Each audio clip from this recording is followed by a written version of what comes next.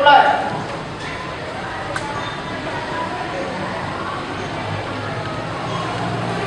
Berdoa saya. Selamat pagi anak-anak. Pagi, Bu. Oke anak-anak, sebelum memulai pembelajaran, kita ingin mengabsen dulu siapa yang tidak masuk hari ini. Yang tidak masuk hari ini siapa anak-anak? Baca. Oke. Baiklah anak-anak, sebelum memulai pembelajaran, ini anak-anak ya, kita belajar pada hari ini ya, mungkin hari-hari sebelumnya. Ingat, walaupun kita belajar dengan tatap muka, ingat kita tetap menerapkan protokol kesehatan, menggunakan masker, cuci tangan, dan menjaga jarak seperti ini. Dan satu lagi, ingat anak-anak, tetap jaga kebersihan. Oke anak-anak, semangat ya. Oke, anak-anak, pada hari ini kita masih membahas atau melanjutkan materi sebelumnya, yaitu mengenai KD-nya adalah mengenai lembaga sosial. Lembaga sosial yang di sini kemarin sudah dijelaskan pengertiannya. Nanti Bu Catur akan menyampaikan sedikit ketika mengenai kasus ya pada suatu peristiwa yang terjadi di masyarakat. Kalian bisa melihat tayangan video ini. Ini kita tayangkan sebuah video, sebuah kasus pencurian. Silahkan kalian amati, kalian lihat. Setelah itu kalian coba ungkapkan apa yang ada dalam pikiran kalian masing-masing. Silahkan kalian saksikan.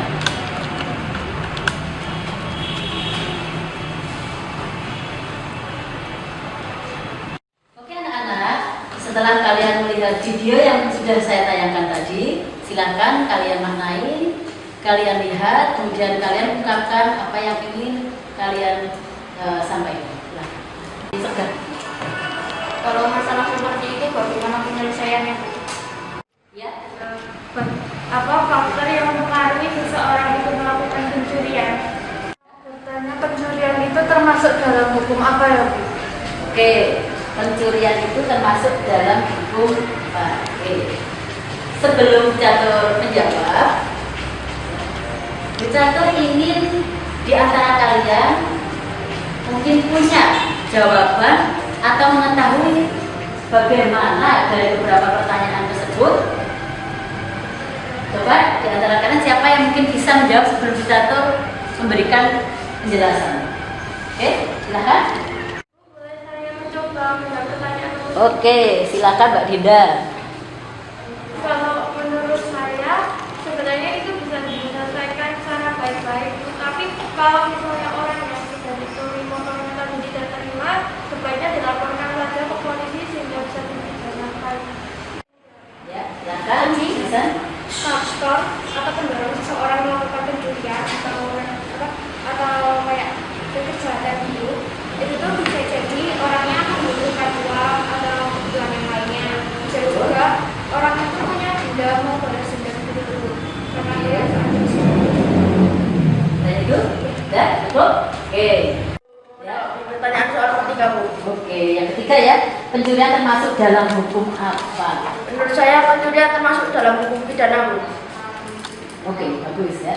Terima kasih jawabannya. Oke anak-anak, tadi dari beberapa jawaban yang sudah kalian jawab oleh teman-teman kalian ya, mengenai kalau masalah seperti itu, bagaimana penyelesaiannya? Tadi sudah dijawab, yaitu dengan cara damai atau dibawa ke pihak yang berwenang. Oke anak-anak, betul ya. Jadi untuk masalah kasus pencurian yang telah kalian saksikan dalam video tadi, pertama kalau itu memang masih bisa dengan cara damai, dilakukan dengan cara damai.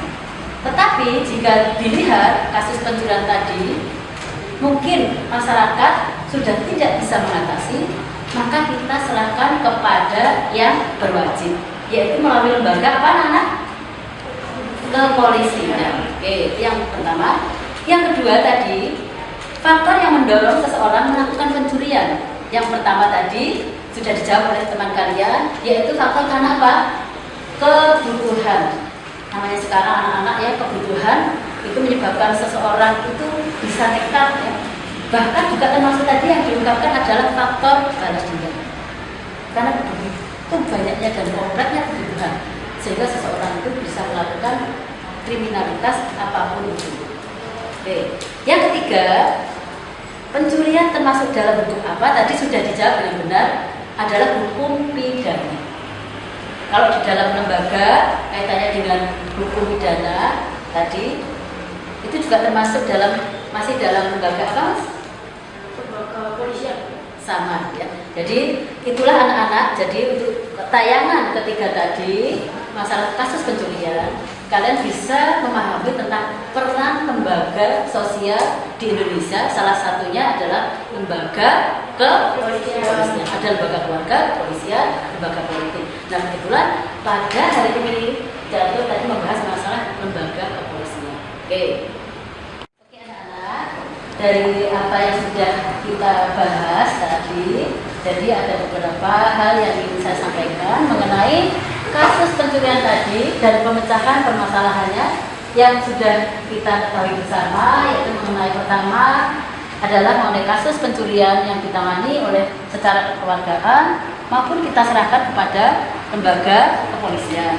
Itu yang pertama. Yang kedua anak-anak, yaitu mengenai hukum apa, yaitu hukum pidana, karena memang itu di dalam kasus pencurian atau kejahatan pihak atau lembaga akan menangani sesuai hukum yang berlaku di Indonesia.